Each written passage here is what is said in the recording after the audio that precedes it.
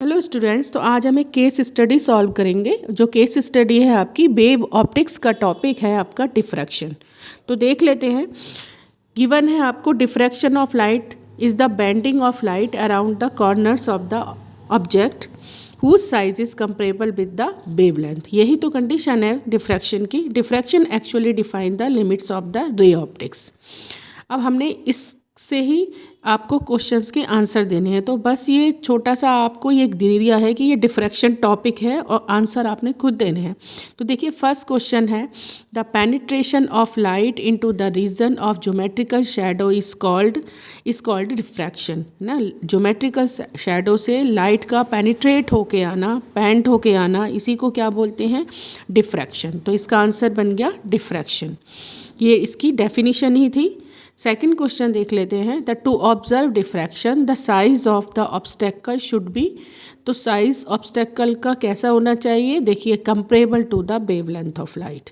उसका size comparable to the wavelength of light होना चाहिए, तभी डिफ्रैक्शन पॉसिबल होगा, नहीं तो नहीं होगा। ठीक है, तो ये कॉज ऑफ डिफ्रैक्शन भी बन गया एक तरह से। थर्ड क्वेश्चन बनता है, angular width of the central maximum of A diffraction pattern of a single slit does not depend upon. किस किस पर एंगुलर विड्थ डिपेंड नहीं करती? इसने दिया है लैम्डा पर विड्थ ऑफ द स्लिट, जिसको हमने स्मॉल डी लिया है अपने फार्मूलों में। Distance between the slit and source, जो कि कैपिटल डी लिया है हमने अपने फार्मूले में। And frequency nu. तो देखिए थीटा का formula as we know, angular width theta is equal to lambda upon D होता है, जिसमें लैम्डा वेवलेंथ हो गई, डी हो गई आपकी स्लिट, ये हो गई विड्थ ऑफ द स्लिट, ये स्मॉल डी हो गई आपकी विड्थ ऑफ द स्लिट। तो इन दोनों पर डिपेंड कर ही गया। अब देखिए हमने लैम्डा को स्प्लिट कर दिया, लैम्डा को स्प्लिट कर देते हैं, तो देखिए हमने सी और न्यू में लैम्डा को स्प्लिट कर दिया। As we know c is equal to nu lambda, c is equal to nu lambda, then lambda is equal to c divided by nu. हमने लैम्डा के प्लेस पर c and divided by nu put कर दिया। तो देखिए यहाँ पर new पर भी, फ्रीक्वेंसी पर भी डिपेंडेंस हो गई, है ना। तो फ्रीक्वेंसी पर भी डिपेंडेंस हो गई, विड्थ पर स्मॉल डी पर हो गई, लैम्डा पर हो गई, तो बचा क्या? Distance between slit and source capital D, इस पर डिपेंड नहीं करता। देन ये हमारा आंसर बन गया। Fourth question, diffraction effect can be observe in. Diffraction pattern किस किस में ऑब्जर्व करता है? तो ऑप्शन है आपके साउंड वेव में, लाइट वेव में, अल्ट्रासोनिक वेव में, या दोनों में, साउंड वेव में, लाइट वेव, दोनों में। तो देखिए ये डिफ्रैक्शन इफेक्ट दोनों में ऑब्जर्व होता है आपको, sound wave as well as light wave. अब आपका एक टॉपिक और है, ये एक क्वेश्चन और है जो कि और में आता है आपका।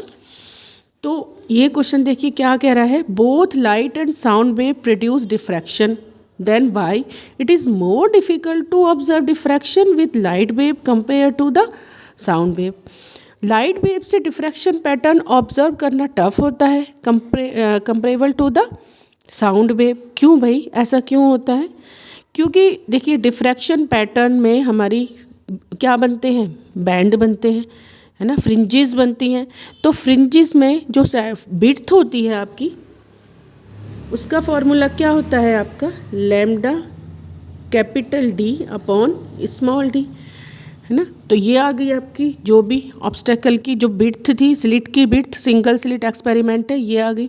ये था आपका सिंगल स्लिट से स्क्रीन तक का डिस्टेंस, लैम्डा आपकी वेवलेंथ हो गई।